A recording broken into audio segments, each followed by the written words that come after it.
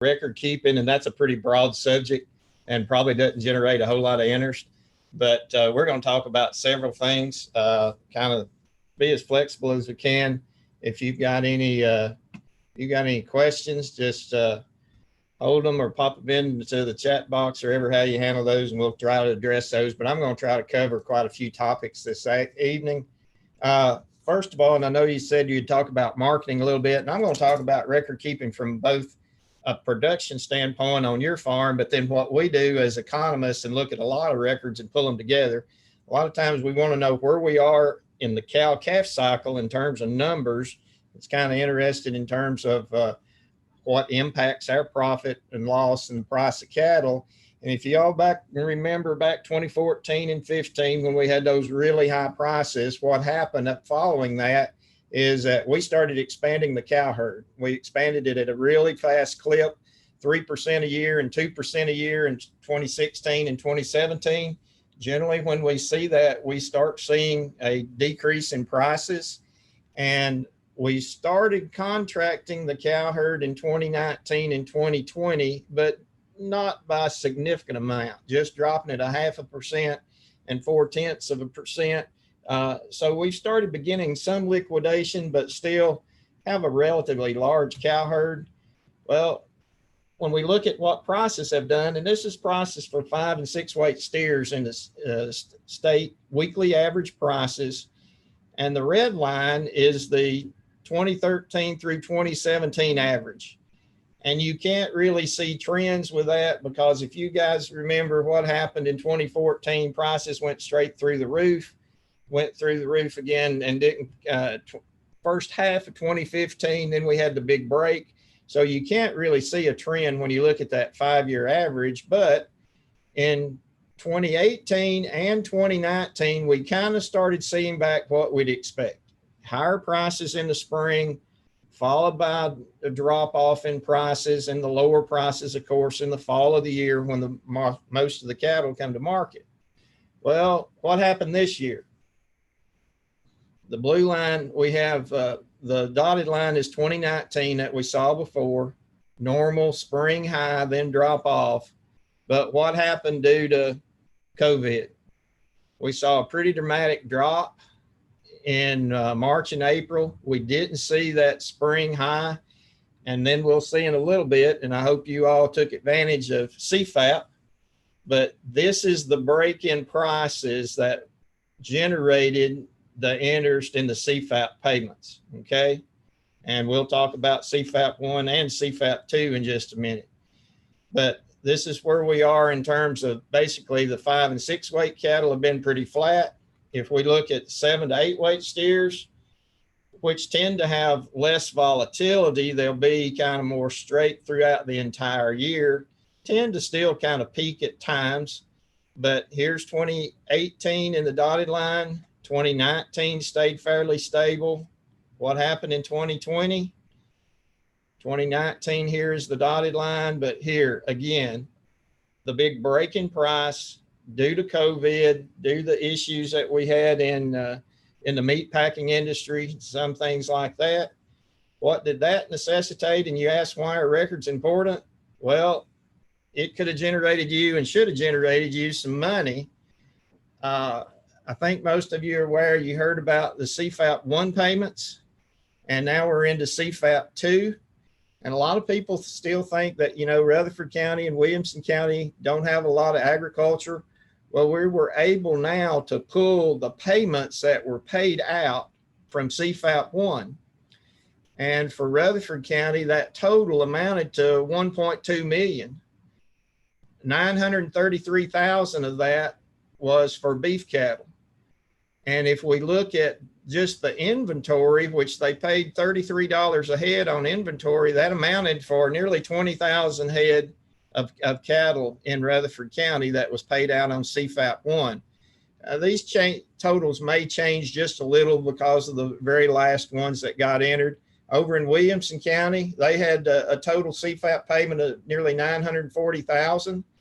804,000 of that was for beef cattle, with an inventory nearly paid out of nearly 18,000. The other interesting things with counties like Williamson and Rutherford, when we look at multipliers, most of that money stays in the counties that we have, Rutherford and Williamson. We don't tend to go and spend it in other counties. So there's a pretty significant multiplier effect that money had within the county as well. Maybe three times to four times that actually that funds turned over in your county and was very helpful for the local economy. I will say now, hopefully, if you applied for CFAP 1, you've heard about CFAP 2. That's the current sign up that's out there. I'm going to have to say, a shout out to the Farm Service Agency. They made this very, very simple. Matter of fact, for beef cattle, you've only got to turn in one item, one inventory number. And to be honest, I already got my payment on CFAP 2 already back on my cattle. But the sign up is for September 21st through December the 11th. You have all the way to December the 11th to sign up. You can apply for CFAP 2, even if you didn't apply for CFAP 1. So you can go to the Farm Service Agency and apply for CFAP 2, even if you didn't for the first. It's very simple process. For beef cattle, we need one item of data entry, and that's the maximum inventory that you had on your farm between April the 16th and August the 31st, not including breeding stock. And CFAP 1, you were paid for breeding stock, cows and herd bulls. But how they are defining breeding stock, it's an animal that's had a progeny. So a cow that's had a calf, or it's a bull that has sired progeny or bred cows, bred females. So the number you're going to turn in is the largest inventory you had during that time period of your 2020 calves or calves born in the fall of 2019, wean calves, your replacement heifers count, feedlot cattle, even if you're a purebred breeder, your yearling bulls that maybe you're selling that have not bred cows yet, you count those in your inventory. And you'll be paid $55 per head. And this one, different from the previous one, is that they're paying it all at one time. There will not be two payments. So, go back and look at your records. This is, again, why records are important.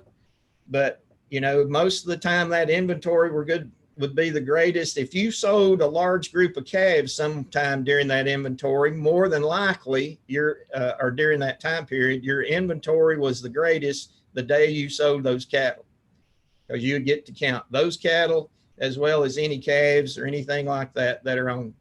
So the other thing with this, if you've got some other operations, there's lots of eligible commodities available with CFAP 2. There's considerably more payments for vegetables, ag commodities, goats are included in this one as well. So it's worth your while to check into CFAP 2. Hopefully you'll take advantage of that. And like you said, you've got until December. Well, another thing I'm often asked, and this kind of gets back to why we do some record keeping, is what's a bred heifer worth? And some of you are familiar with the bred heifer development program down at Lewisburg, but I get asked this quite a bit. I was asked this just today because there's a sale coming up this weekend. Well, there was a group led by Andrew Griffith and some others. There's some sales up in Kentucky that are held on an annual basis, the Western Kentucky Select Bred Heifer Sale.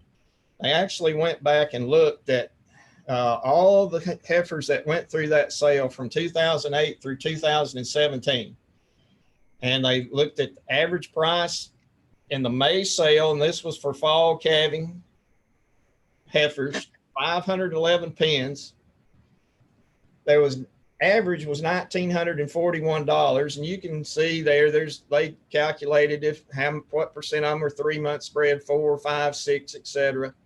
Then they have another sale in November, which is the spring calving heifers, and again 574 pens of those, averaged $1,878 per head.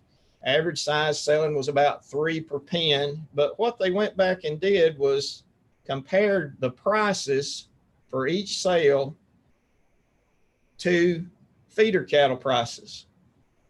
This is May feeder cattle prices measured over here. This is bred heifers measured over here. And you can see there, the kind of gold color is the feeder cattle price. The May, or the reddish color, is the bred heifer price. And what do you think that looks like? Are they correlated? They're very highly correlated. So when you've got high feeder cattle prices, what are people going to do? Pay more for bred heifers. Okay. When feeder cattle prices are low, they'll pay less for bred heifers. And actually, for this time frame, the bred heifer was pretty much 2.5 times the value of a 550-pound heifer. And it ranged from 2.3 to 2.9. But on average is about 2.5 times. And this was for the May sale with the fall bred heifers. Now, this is the November sale for your spring bred heifers. Basically, very similar, highly correlated. Bred heifer about 2.8 times the value of a 550-pound heifer. So when somebody asks me what's a bred heifer worth now, I just say, well, give me some prices. I looked up, it's a state kind of local. I looked at the Unionville prices from last week, and they had 44 heifers that averaged 527 pounds. They went from 114 to 125. The average was about 119. They had 20 heifers, again, averaging 569, range of 114 to 126, average of 120. So if I take their little formula, 550 pounds times, I said 120 would be the average, times 2.5 or 2.8, then I've got bred heifers in a range of about $1,650 to $1,850 now. And I think that's a pretty good starting point. It'll be interesting. Like I said, I'll be down at Lone Oaks this Saturday. They've got about 100 head of bred heifers selling. But you can use this little formula, find out what a 550-pound heifer's bringing, multiply that by about 2.5 to 2.8 times, and you'll be in the range of what some of the bred heifers are going to train. Now, I will say, if you've got 2 or 3 people there that are interested in buying 20 or 30 heifers, they may bring higher than that. We'll see. But it's a pretty neat little formula, highly correlated when you look at it graphed out, that it can be that obvious, but it makes sense. When you're selling calves for more money, you're probably going to pay more for bred heifers. Okay. Getting into a little bit then of data and performance records. When you see budgets, and I'm going to show you and I'll back up in just a minute, but this is the UT budget, cow-calf budget for 2020. Well, a lot of times people don't look at the underlying assumptions behind that budget, and that's where it comes in to kind of records and record keeping. These assumptions that are reported really impact how the budget is calculated. So Dr. Griffin, he claimed or reported a 90% calving rate. So we're going to have 90 calves weaned out of 100 cows bred. That's pretty high, optimistic deal. You're doing really well if you can get to that spot. He's got 2% death loss on cows, 2% death loss on calves. This herd size was 50 head. We're culling 16% of the cull cows, or 16% of the cull cows every year are culled. 16% of the total cows, rather, are culled. So you're retaining heifers. So you can get down here at the bottom and see we're selling 8 cull cows a year, 13 heifers, and 22 steers are what's being sold annually. And we're retaining 9 heifers.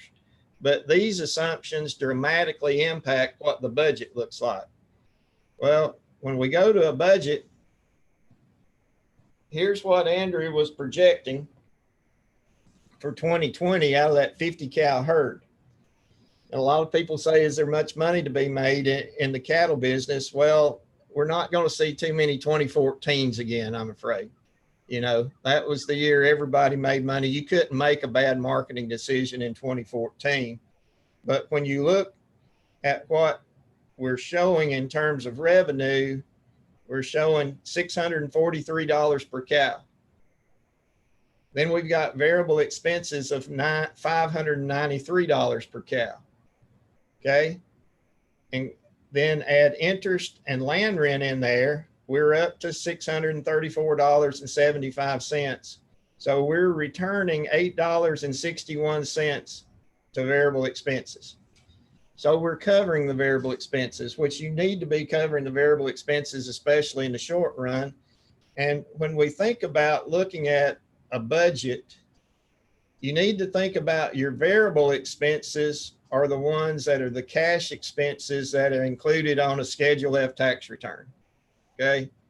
Some of you may do your own taxes. Some of you may ask an accountant or someone that's a tax preparer. But when you look at a Schedule F tax return, your variable expenses or your cash expenses for chemicals, fertilizer, feed, salt, mineral, vet, things like that, interest and land rent. And typically, even under the current situation, we can cover our variable expenses.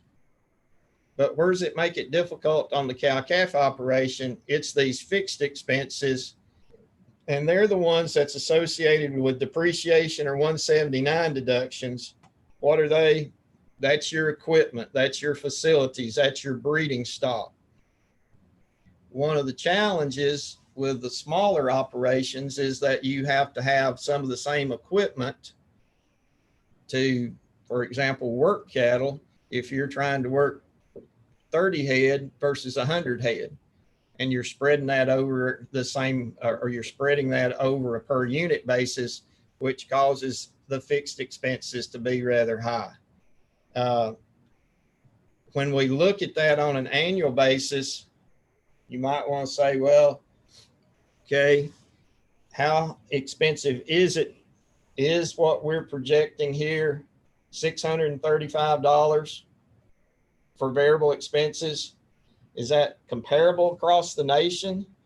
Well, this is some data that actually from the Livestock Market Information Center, and I didn't finish the update. I updated this week. I actually got new data from them. This goes back to 1986. And the reason I do that, that's the year I started working for UT up in East Tennessee. And you met a lot of folks then, you ask them, what does it cost to run a cow? And they would say, no, $300. And notice how stable expenses stayed in the cow-calf business for approximately 15 years in that $300 range. Then we started seeing the dramatic increase in all of your inputs. And now they're saying on a national basis that average variable expenses for a cow-calf operation is in the high $600 to $700 a cow. Okay. So our budget is fairly close to that. You might say, okay, can we cover that today? Well, I happened to go to a light sale this morning. They sold over 1,000 head, and to give you an kind of a rundown on some prices and to say if you can cover your variable expenses, heavy 5-weight steers weighing 584 brought $1.40. So they grossed $818 a piece. Okay. So we're just barely covering variable expenses there. For this example, if we look at 6-weight steers, heavy 6 weights, they brought $1.34, grossed $911 a piece. We had to get up to 7 weights, heavy 7 weights, bringing $133. So they grossed over $1,000 a head at $1,021. So, you know, there's still opportunity out there to make some money, but the margins are rather small right now. The one thing that really surprised me is when we looked at fixed costs per cow stayed relatively stable for a number of years, but then we seen a dramatic increase in 2014. And I had to actually call and ask about this. This does not reflect Tennessee. Tennessee is a very ag tax friendly state. In some states, you're taxed on personal property. So when 2014, when those calf prices went high, what happened at the same time? You had really high values on those cows.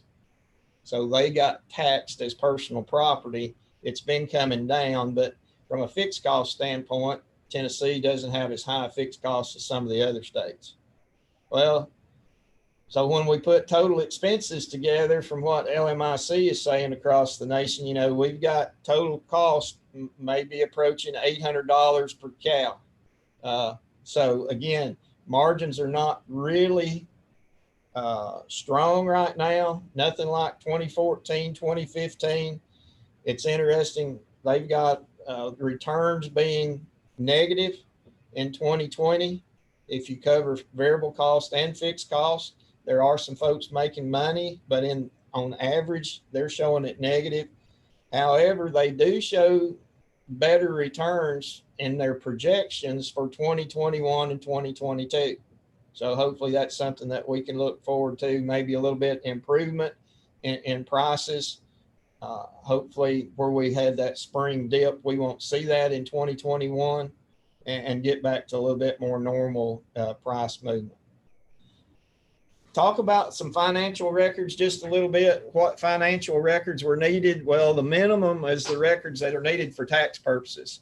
And if you're not familiar with it, and this is something that we used to get cases of, the printed publication years ago, the Farmer's Tax Guide, IRS publication 225, it remains that same number every year. It's updated. You can do a search for it.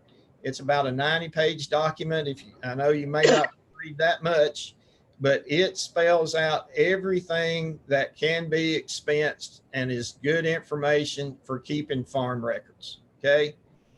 You also want to be familiar in terms of how you want to keep those records.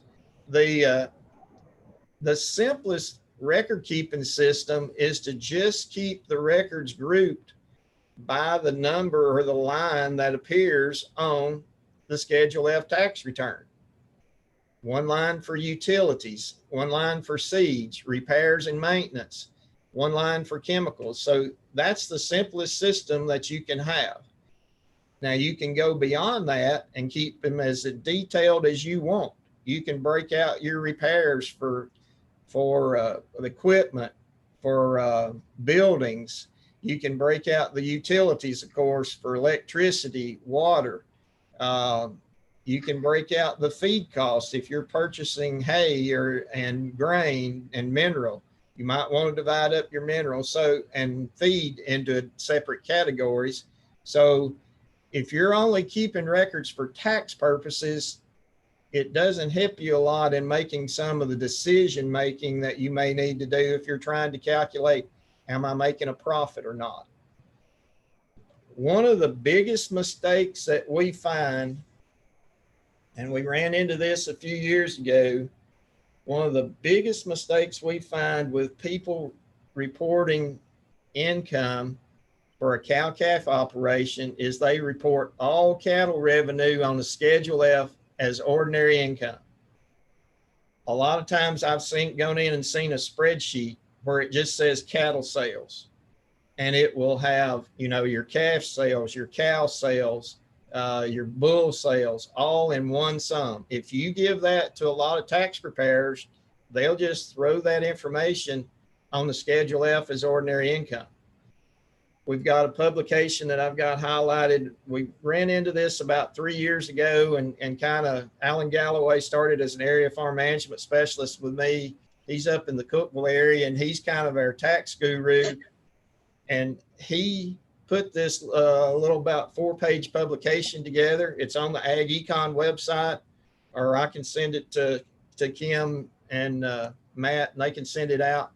But it summarizes what you need to do and how you need to separate your revenue. Market livestock is what's reported on Schedule F. That's your raised calves, your calves purchased for resale, and your finished cattle.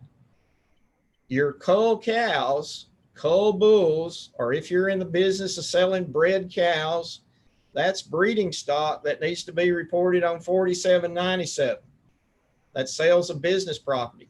They're an asset. they're taxed as long-term capital gains. Well, why is that important? Capital gains are taxed at a lower rate than ordinary income. So you're going to pay less taxes if you report it correctly. And also, if you happen to be making money on the farm on a Schedule F, self-employment taxes are not paid on capital gains. And we have had even tax preparers that have said, oh, it doesn't matter that it was showing a loss already, so it didn't matter if they reported them all on Schedule F. That's not correct. It still would have been in your favor. And if you can kind of follow me, let's say we had a loss and there was $10,000 in cull cow sales, and we reported them on Schedule F as ordinary income. Okay, if I take that off the Schedule F and put it on a 4797, my loss on the Schedule F just got bigger. So then I can offset more of my other ordinary income, which again is taxed at a higher rate. And then I've moved that portion over and got $10,000 now taxed at a lower rate. So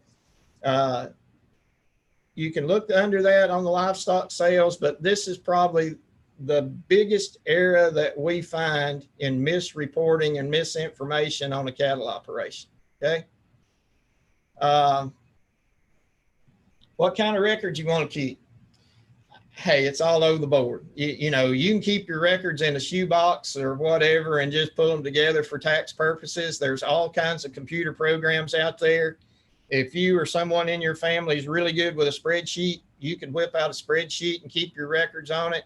I will say that the computer programs are getting a little more challenging to find. It's like everything else, or I say they're not challenging to find. What there are is a lot of the computer programs that keep financial records are going now to where you have to update them online on an annual basis. It's not where you can go buy a disc years ago and it could keep the records for 5, 10 years or whatever. We're seeing that kind of change. But those records, if you're just preparing tax return, that gives you very limited amount of information for management and decisions. If you're trying to determine your cost of production, break-even prices, look at profitability, then we need to look at things on a per unit or per cow basis. And we've got to adjust for inventory change, because what's one of the big things a lot of the tax preparers tell us we need to do in the fall of the year, pre-place supplies or feed to lower your taxes. Well, you got to make those adjustments if you're looking for things on a per unit basis. I'll touch on this just a little bit. Round bales, if used incorrectly, this will be one of your biggest limit to your profitability. Feed cost, and I'm talking purchased and forage, will amount to 70% or so of total expenses on a cow-calf operation. So, you know, why have we stressed for years in hay buildings, hay storage? This is, again, record keeping. Outside 14 inches of that round bale that sits outside and gets damaged contains 74% of the volume. Okay. So very important to keep it inside, stored, try to prevent as much spoilage as possible, because it's very valuable in your operation. And I will say that one of the issues that we tend to find with some of the smaller operations, the average size cow herd in the state of Tennessee, which has got 25 or so cows, typically cannot afford a full complement of hay equipment. Hay equipment is so expensive that just for a really small operation, again, the fixed costs are so high that it's very difficult to be profitable. You know, if you can find a good source, the smaller operations can find a good source for hay, it's typically better, more profitable for them to buy their hay. And it's back to economies of scale. How many acres that you need to run through a brown baler to make it effective. And even though I'm not around Baylor, I like this picture to show you economies of scale. This is a cedar, a 1,212 foot cedar in Australia. It takes 2 John Deere tractors to pull it, 9 T's, and it's got 2 air seeders to feed it. This same company, you know, we used to talk about when things were wet in the spring, it could delay planting. We're getting to the point now we can catch up in no time. This same company holds the world's record for seeding 2,237 acres in 24 hours with a 120 foot seeder. And this seeder is 212 feet. So just to give you some idea about economies of scale and machinery, and the fact that, you know, a small cow-calf operator, it's very hard for them to come and be profitable if they own a full complement of hay equipment.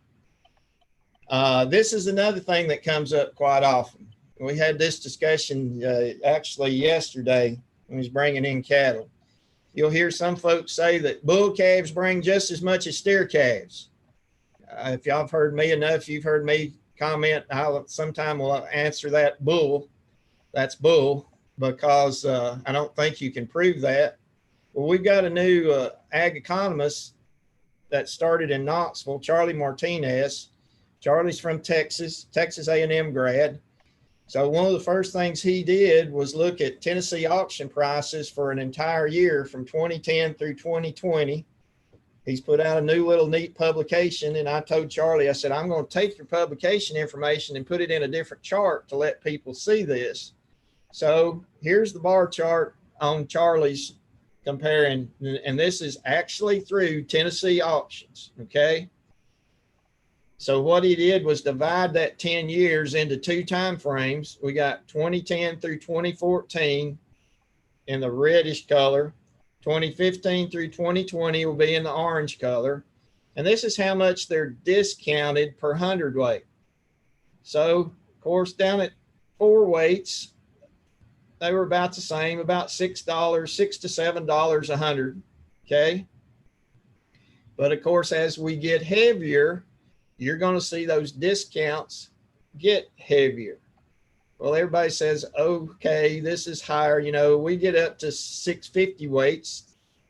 Then most recently, they've been discounted about $14 a hundred. Well, let's put it on a per head basis so it makes it a little easier to see, okay? When you hear the deal about bulls bring just as high as steers, sometimes we're talking about really light weights. We may be talking about 3 weights, but this data will show you that on a per head basis at 425 pounds, the steer calves were bringing $30 a head more than the bull calves. We start getting to heavier weights, we're start getting into more dollars. If you're weaning, say, 575 pounders, the steers are bringing $65 more than the bulls, okay? You get on up, and the reason, of course, for this is the heavier that calf gets, if that buyer buys the bulls, having to castrate, you've got a lot higher risk for health problems. So they're bidding that into the discounts on the bulls, okay? But these are actually just the dollar figures difference between steers and bulls. You know, if we're getting up there to 700 pounds, okay, they're $100 a head discounts.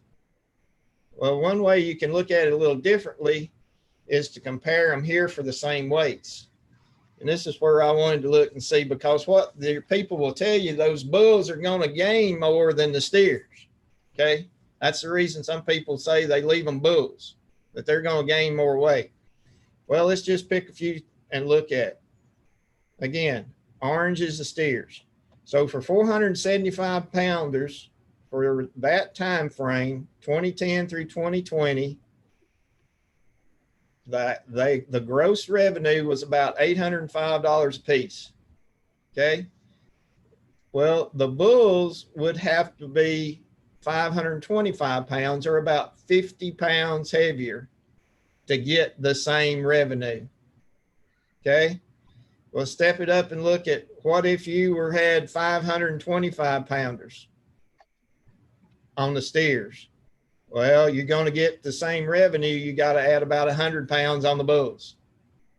And the heavier you go, you know, if you're getting up here at $906 for steers weighing 575, then I've got to get 100 to 150 pounds on those bulls, more weight, to get the same money.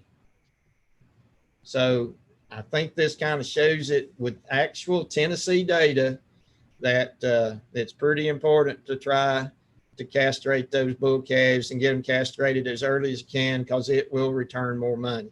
Okay. That's some pretty good data that came from Charlie just this year. Couple of things about some record keeping. When you look at keeping herd records, even if you're not going to keep individual weights, there's some that you can actually keep. Well, a lot of them are called herd performance measures. They're things like the pregnancy percentage, calf death loss percentage, your weaning percentage. That's that 90% we talked about earlier. A lot of times you can collect average weaning weights. Some of them, they may be your sale weights, but a lot of people do not weigh their cattle. You can get a lot of information, though, if you do weigh your calves at weaning and weigh the cows at the same time, okay? You can look at pounds weaned per exposed female, pounds weaned per acre of forage, some other things like that. If you're getting into individual animal performance, then this is where a lot of the purebred breeders keep records, and there's some really good commercial breeders that will keep records. They'll either have actual birth dates or estimate their birth weights. There'll be an actual weaning weight, and then that weaning weight is adjusted to 205 days so you can compare everything together. Nothing magic about 205 days. The only reason we use 205 days is when they said the animal scientists went out in New Mexico, I think, to a ranch that actually knew the birth date on every animal. They got them all up and weaned them. And guess what? The average days of age was 205. And we've been adjusting to 205 days ever since then. But we can then actually calculate most probable producing ability and a lot of other things. But some of the things you can keep is calving intervals, even if you don't keep weaning weights. We can also, though, calculate percent body weight weaned if you do keep those. All these other records are optional that you can keep. Health records. And I'm going to really encourage you to keep some health records in a little bit, especially I think it's going to be more important in the future, especially health records in treating sickness and injury when we're talking about antibiotics. I'm not talking about your usual vaccines, although you need to keep those records too. Pregnancy information, very important. There's nothing can cut into that cow cost more than anything than keeping open cows. Keeping open cows, and the longer you keep them, the more it's going to cut into your overall efficiency on your cow cost. Cow condition scores, foot scores, frame scores, scrotal circumference, all those are options that we can keep additional records. How you keep those records? It's again the same thing. You can do a pen and paper, but keep them to the detail that you will use them. There's pre-printed forms out there. Matt and Kim, a lot of times they'll get the IRM calendars. Those are really useful. You can actually put an inventory down ever so often in those, beginning of the year, maybe midpoint of the year, or at least on a quarterly basis. You've got the number of cows that you have. IRM red books are really popular and really handy if you want to try to keep records. There's spreadsheets, databases. If you want to try record keeping, the IRM red book, I've got a spreadsheet that looks like the IRM red book. I took it down from keeping records on 700 calves to I've got one for just 100 calves. But if you want to try it up front, it's free. You can see if individual record keeping is for you. There's a lot of other databases that are out there. We sell a program called the Beef Cattle Firm that really gets into calculating ratios and indexes and displays if you want to do that. Okay, so there's a lot of systems. Just figure out which one that you need to use. Performance measures, we can track the herd over time. We can compare to industry standards, I'll go let me back up for one bit here. It's very difficult to keep records efficiently on a cow herd if you got a 12-month calving season, okay? Because it's really hard to determine what your pregnancy percentage is, what your death loss percentage is, if you don't know, and you'll see in just a little bit how we establish the starting point for the number of exposed females. Let me back up one other thing, Beef Improvement Federation.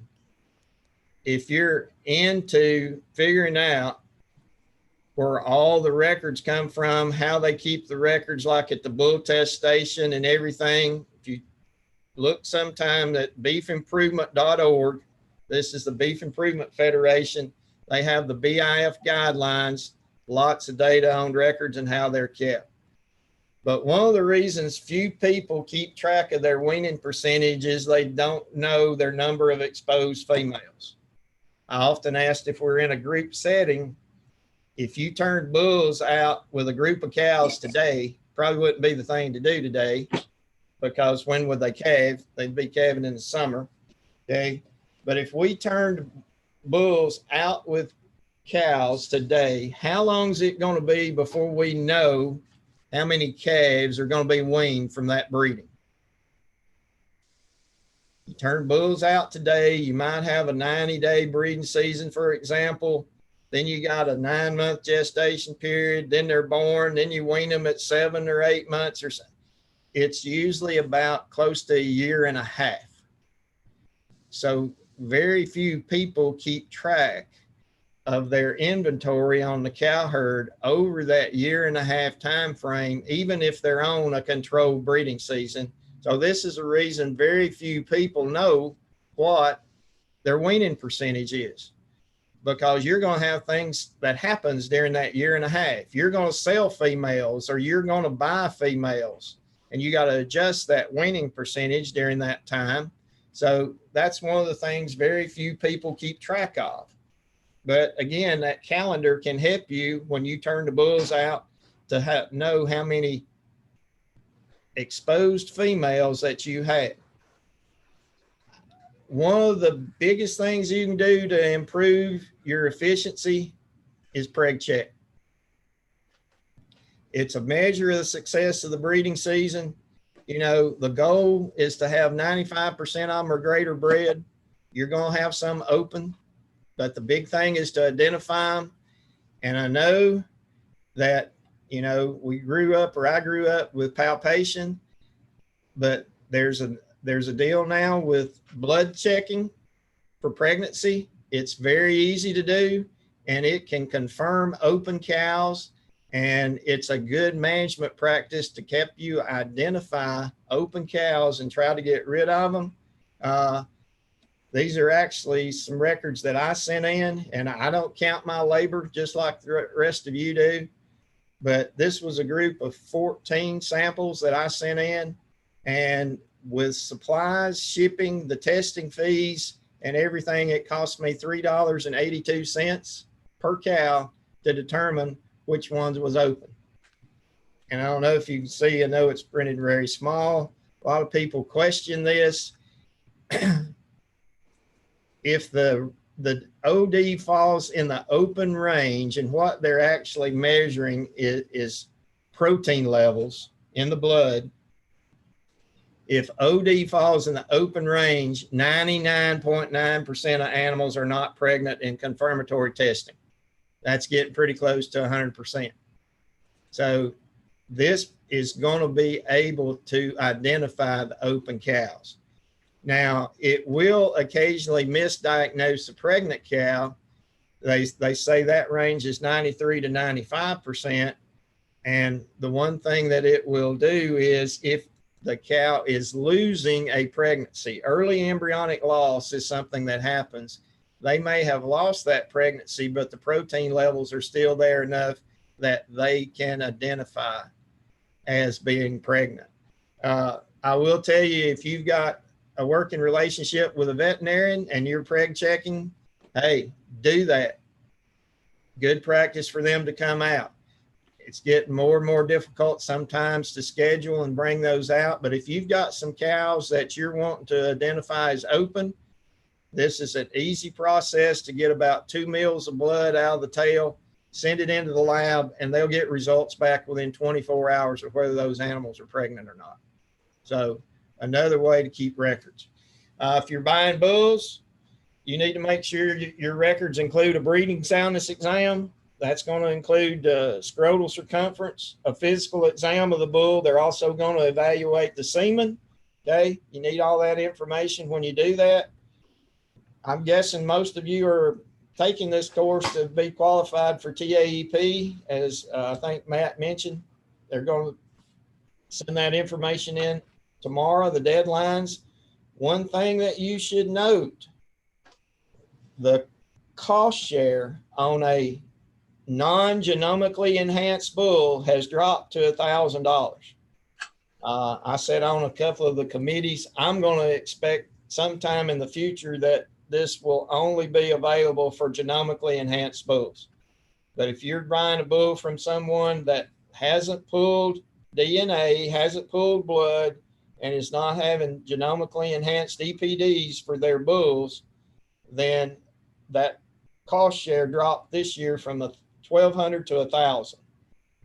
Okay, so the only way to get the $1,600 cost share is make sure that the bull has been genomically enhanced.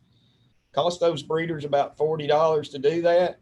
You know, why do they do it? They should get improved EPDs. They should get more information. There's more reliability in them.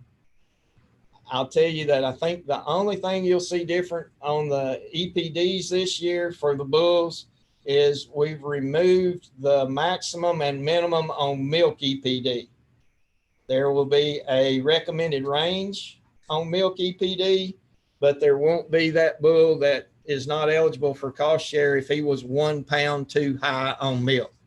That bull will now qualify, but the recommended range, of course, will be avoiding the extremes on milk and too much milk or not enough milk.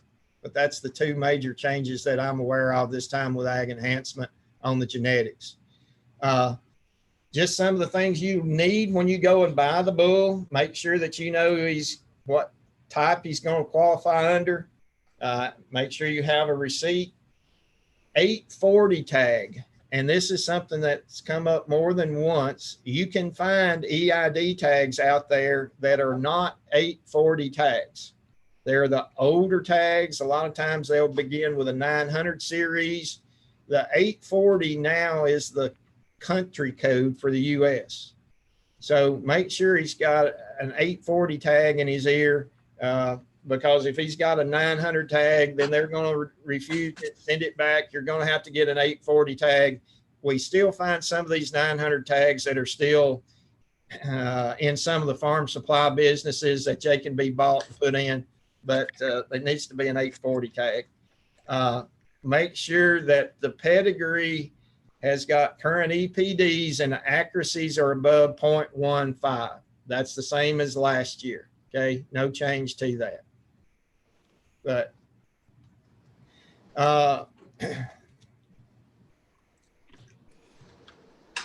couple of things, more performance records that you can keep. Just a calving percentage, number of calves born, but divided by that adjusted exposed female. Hopefully it's going to be in a range slightly lower or higher than the pregnancy percentage. Otherwise, we've got problems. The one thing, if you don't keep some kind of records, or if you've got a 12-month calving season, the one thing that you may not know about is the calving interval and how that changes on a cow. You know, if I'm in a meeting, I'll go around and ask, you know, how often should that cow calve? Well, if everything's going right, she should calve about every 12 months. And she can, if she's in good shape and cycling well and the bull's out there, she may calve and shorten that up from 12 months to 11 months. But to see how a calving interval changes on a cow, and this is something that when I'm out looking at bulls for people, I'm glad there's some purebred breeders that started including this calving interval on the dam of the bulls that are selling. But how it's calculated, if you've got a cow that calved on January the 20th, and she calves then again on January the 15th, then her calving interval is 360 days. But one that calves on January the 20th and then calves again on April the 15th, her calving interval is now 451 days. Okay. So these are the cows as well that sometimes when they get older, they're a little less fertile. And unless you've got some records of knowing, these are the kind of cows that they'll go calve 1 year in January. The next year they'll calve in April. Then the next year they may not calve to December. So they're staying open a longer period of time. Well, when we look at a lifetime calving average, then you take the number of days between the first and last calvings divided by those calving intervals, or divided by the number of calving intervals. So we had two cows that calved on January the 20th in 2011. Then they calved again on January the 15th of 2016. Well, one cow had 6 calves. So her calving interval is 364 days, like what she's supposed to. What about this cow that only had 5 calves recorded? She missed a year. She was open for a year. Her calving interval has now jumped up to 455 days. And when you feed her for a year's time frame while she's open, you'll probably never recover and make money off of that cow. It will be a challenge. Okay. So that's how calving interval can really impact the profitability. Culling options, I can't tell you which cows to cull, but in terms of records, it's good if you can make your decisions to cull in terms of which ones need to be culled the next time. I told somebody at one point in time, a lot of times we go into a cow herd and we try to identify, it's just human nature, we try to identify the best ones. Well, there's one that looks really good, really nice phenotype. Boy, I would like to really keep some heifers out of her. You know, we probably could improve the overall quality of the cow herd if we focused on the other side. I want to identify the ones we need to cull first. Cull the open ones, cull the poor producers. I don't know what the older cow is in your herd. I'll tell you, with some of the folks I'm around, they'll talk about if a cow is 10 years old, they automatically start looking at her to be on the cull list. I've heard others that say 12. I've heard others that say they've got cows that's seen 3 decades. They're sometime in the 15, 16, 17 years old.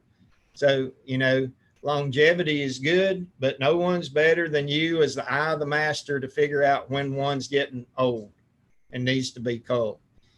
Then get rid of those non-conformers, get rid of the poor disposition ones, because I don't have that slide in here, but disposition is a highly heritable trait in bovines.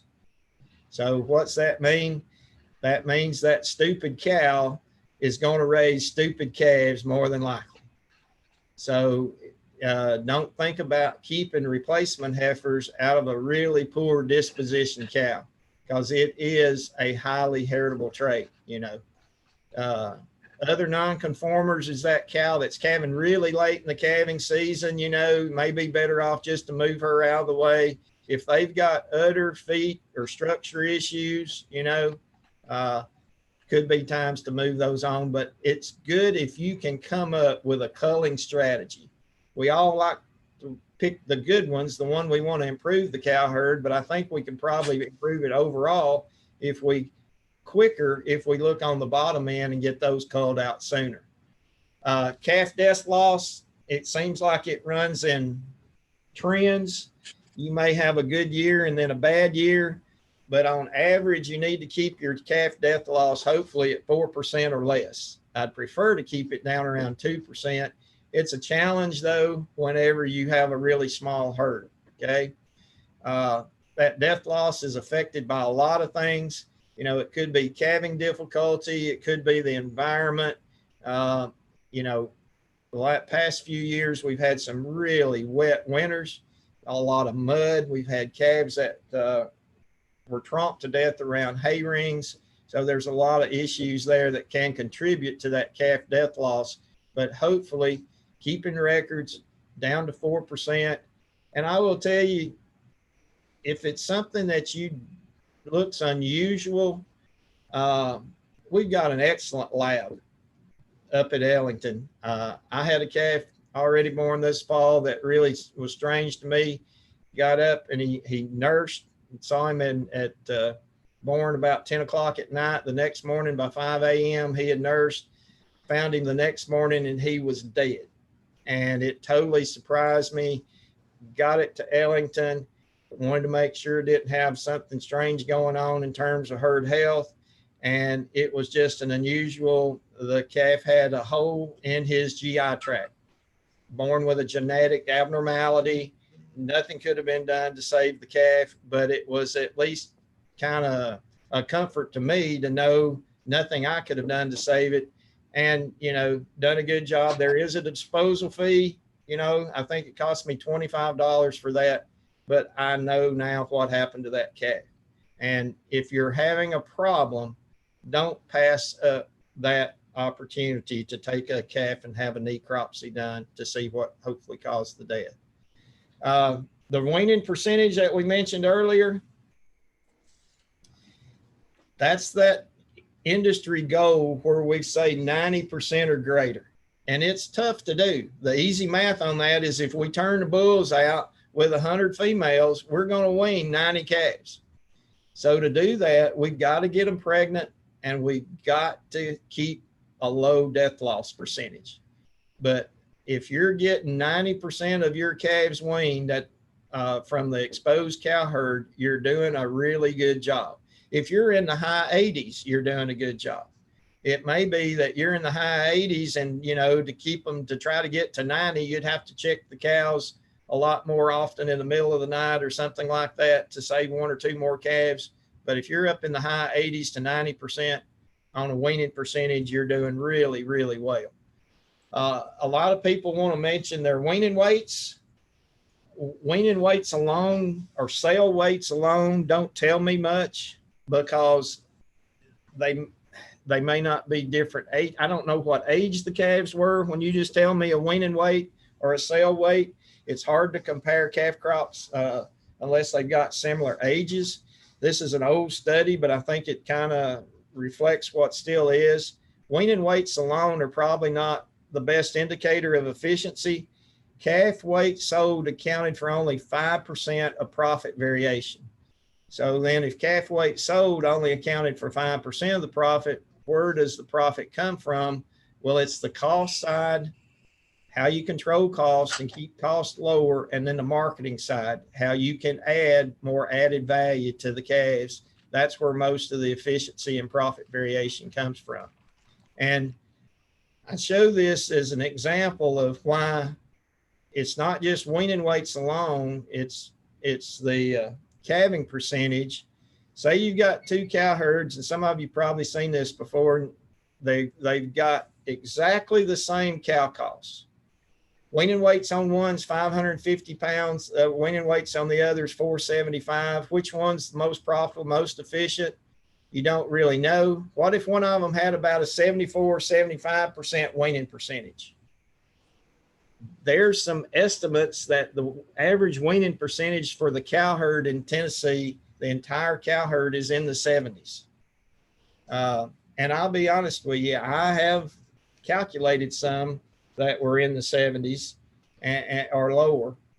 And that compared then to that weaning percentage of the industry standard of 90. When you start doing the math, I'm weaning 22 calves versus 27. I'm weaning 12,100 pounds of calf weight versus 12,825. So every cow then, even though we're weaning 75 pounds less weaning weights with 475 pounds, every cow is producing 25 more pounds of calf. So it's not just weaning weights, it's the weaning percentage. You know, that estimate from weaning percentage was off of some survey years ago that Dr. Jim Neal put in. You know, I would guess if we look at the data that it's probably in the low 80s now, if we look at the state. But I've been out on some places. I can still remember going to a herd that was running 100 cows. They were running 100 cows. On average, they kept 100 cows. They sold all their calves. They did not keep any replacement heifers. So it was kind of easy to do the calculation. We went back 3 years and looked at how many calves had been sold off of that 100 cows, and the average was 70. 30% of the cows were not calving and raising a calf each year on that cow herd of 100. So not the most efficient, not the most profitable. If you happen to be one that's weighing calves at weaning, you are set up, and actually TAEP cost share can help buy and pay for the weighing equipment. You can get a lot of information if you weigh the cows at the same time. The goal is for that cow to wean 50% of her body weight. Okay. Now, when we're talking about that at weaning, that's when that cow's body weight's probably going to be lower. She's going to gain more weight back before she calves again. But that 1,200 pound cow at weaning should wean about a 600 pound calf. What you're wanting to identify and what we talk about now is how big we're getting cows. I ask sometimes, and I've got some old pictures and show about, you know, we brought in the continental cows, the continental cattle, when we talk about the Simmentals, Charolais, and all that were really big. We brought those in to get the British breeds heavier, bigger, taller, okay? Because in the 50s and 60s, those British breeds were the belt buckle cows. Well, which cow breed now has got the highest average weight? Well, this is actually some recent data from Mark. And if you look at it, the British breeds, Angus, Red Angus, and Hereford, the cows are just as big as the continental bred cows. So how we changed those cattle from when they were bigger frame, we've taken them down in frame, but we've made them more volume, more capacity, thicker, longer, to where now the Red Angus, Angus, and Hereford and Shorthorn cows are just as big, if not bigger, than the Charolais, Lemmies, Simmentals. It was interesting. Right after this came out, I saw a Gelbvieh ad that said, if you want to make your cow smaller in size, then use Gelbvieh bulls, because this data backed that up. But a lot of people will argue those big cows always wean bigger calves. Well, this data disproves that. If you take all these 4 different data, this is just a scatter plot. This is the weaning weight up here and cow weight here. Well, here's a cow that weighed getting close to a ton that weaned a 300 pound calf. You know, here's a cow again weighing close to a ton that weaned about a 550 or 575 pound calf. I got to get back into this area here where I've got those 1,200 pound cows weaning 600 and 700 pound calves. These are the ones that are very efficient. But if I put it in a formula basis up here, what that says is that every additional 100 pound of cow weight got me 6 additional pounds of calf weight. Okay. So it's not always that big cow weans the heaviest calf. We need to identify those efficient cows that are weaning 50% of their body weight or higher. and that's the ones that are really making you the money. We need to get rid of these cows over here that are up in that 1,700 whatever pound range, and they're weaning, a 400 or 500 pound calf. Because you just go back to that bale of hay, and think how much more hay this 1,700 pound cow at weaning is eating compared to the 1,200 pound cow. So, but we have over time, we're making the cow herd as well as the calves bigger. This is just steer carcass weights from 1980 through 2015. And, we're seeing from, in 10 years, we've gone from 816 pound carcass to nearly a 900 pound carcass at 2015. I hadn't added the 2020. It'll be interesting how it changes, but through selection process, we're selecting bigger and bigger cattle. Okay. The tendency, of course, is human nature when you're out there picking replacement heifers is to pick the big ones. I'll be helping sort up these bred heifers on Friday and Saturday down at Lone Oaks, and we'll go in and we'll size them. We'll have the big ones, the mediums, and smaller frames that are all the same in terms of bred length. But what do we do with the biggest frame ones? We'll usually put them on the front row because it's human instinct. A lot of people will buy the big ones. And one of the issues that came up, this appeared in drovers a couple of 3 years ago now, but they called it beef's $35 million bruise. And if you can see the red bruises on this animal's back, this carcass, and I'll ask people a lot of times what they think caused this, and they'll say mistreatment or something like that. No, this happened on the way from the feedlot to the packer.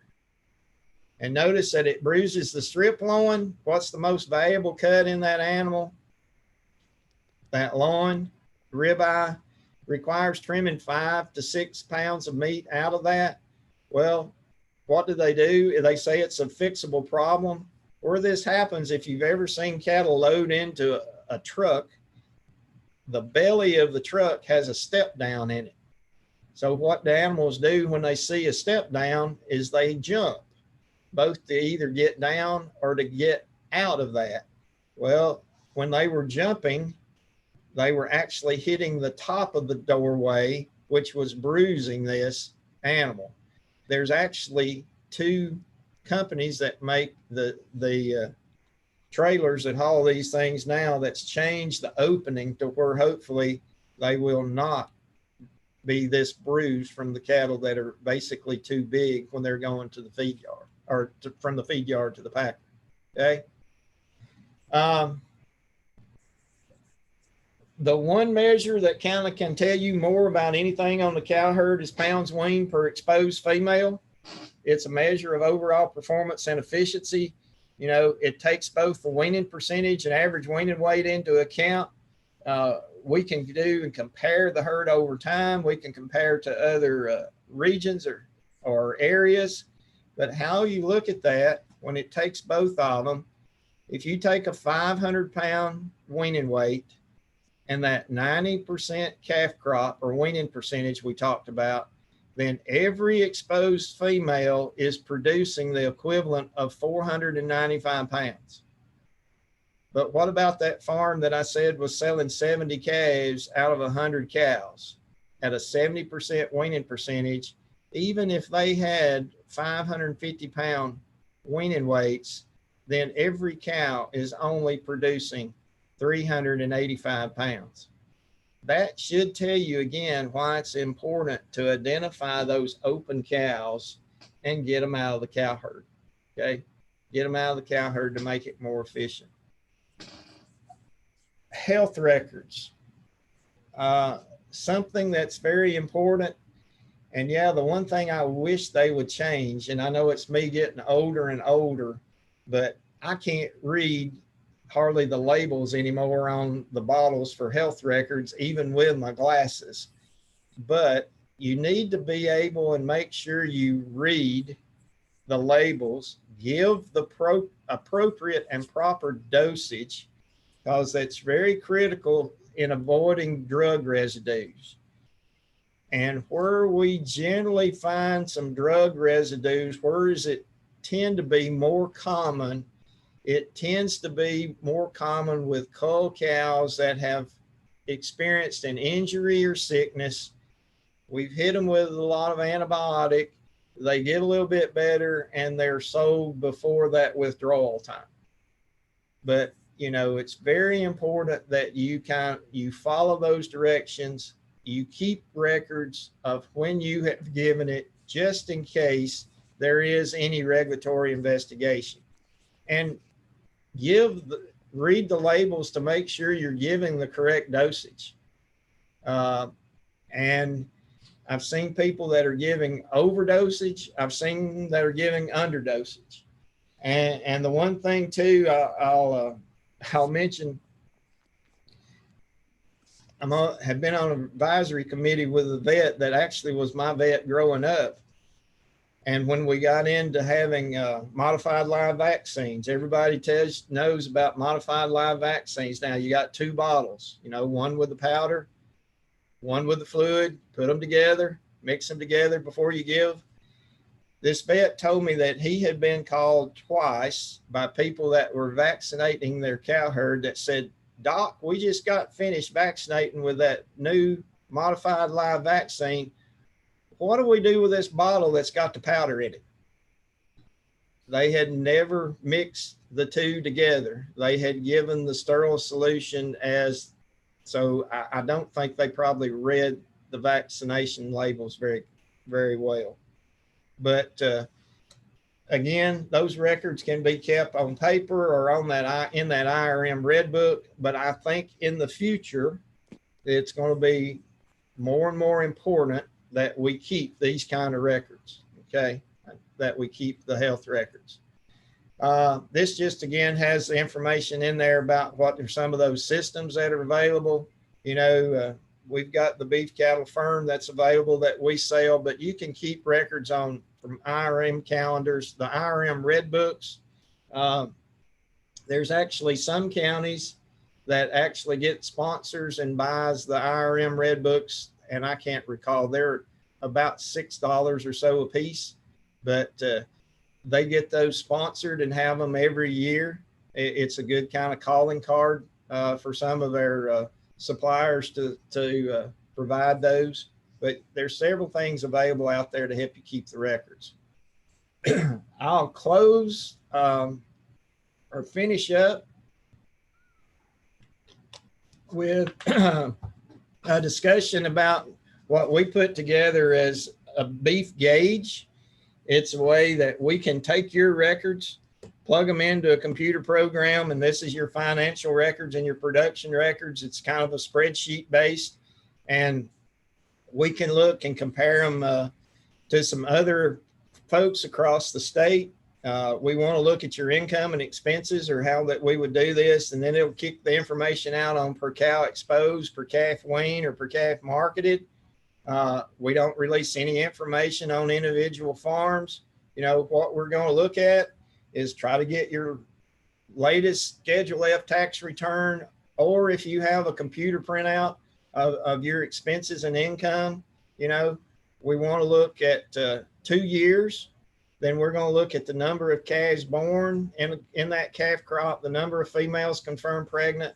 We need the number of deaths and retained heifers.